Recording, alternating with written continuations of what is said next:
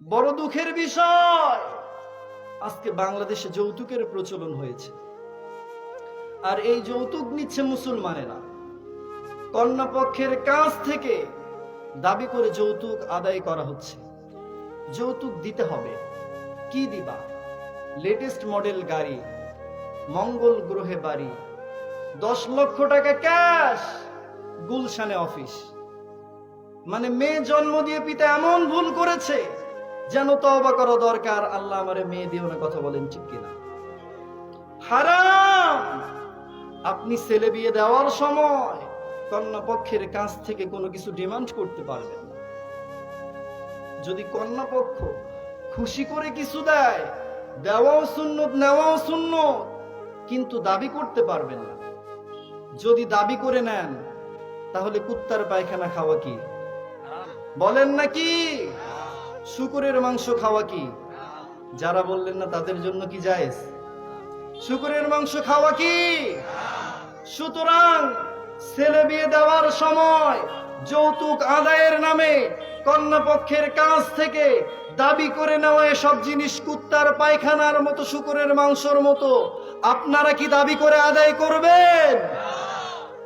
আমি আজকে দেখতে চাই যেসব পিতারা আজকের কোরআনের মাহফিলে এসেছেন, ছেলের বিয়ে আজও দেননি, সেসব পিতারা আজকের কোরআনের মাহফিলে দুহাত তুলে শপথ করেন ছেলে বিয়ে দেওয়ার সময় কুত্তার পায়খানা খাবেন না, শুকরের মাংস খাবেন না। রাজি আছেন কারা কারা? দুহাত উঁচু করে আল্লাহকে দেখান। দাও। এই ছেলেরা তোমরা হাত তুলছে কেন? তোমরা বাপ হইছো কবে?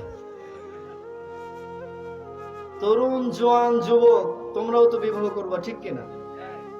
আবারও আওয়াজ হয় না। যুবকরা বিয়ে করবে এটাও বলতে পারো না। তরুণ জোয়ান যুবক, তোমরাও তো বিবাহ করবা, ঠিক কিনা? বিবাহের সময় তোমার এই চিন্তা করা দরকার, টেলিভিশন, গাড়ি বাড়ি সবকিছুর চেয়ে বেশি মূল্যবান হলো তোমার স্ত্রী। কথা বলেন ঠিক কিনা? দাবি করে কিছু নিতে পারবা না। যদি তোমার শ্বশুর খুশি হয়ে একটা ঘড়ি দেয়, চুমা খেয়ে হাতে লাগায় নিয়ে আসবা।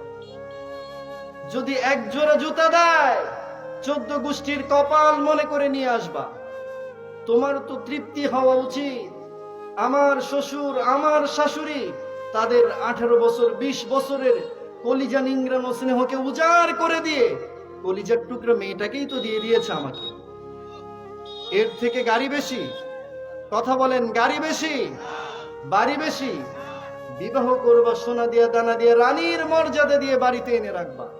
জীবনে কোনোদিন খোটা দিবা না। বলি বড় দুঃখে, আমার দেশে যৌতুকের একটা মোটর সাইকেলের জন্য, যৌতুকের একটা টেলিভিশনের জন্য আমার দেশের স্বামীরা স্ত্রীদেরকে গলা টিপে হত্যা করেছে। কথা বলেন ঠিক কিনা? এরা মানুষ না, এরা জানোয়ার।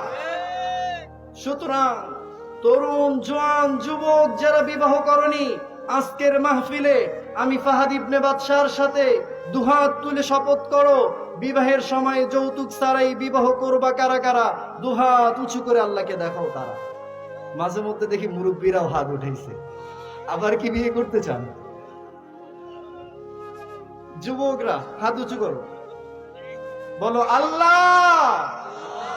বিবাহের সময় শ্বশুর পক্ষের কাছ থেকে যৌতুক আদায়ের নামে কোনো কিছু দাবি করে আদায় করব না। তুমি আমাদেরকে কবুল করে নাও। সকলে বলুন আমিন।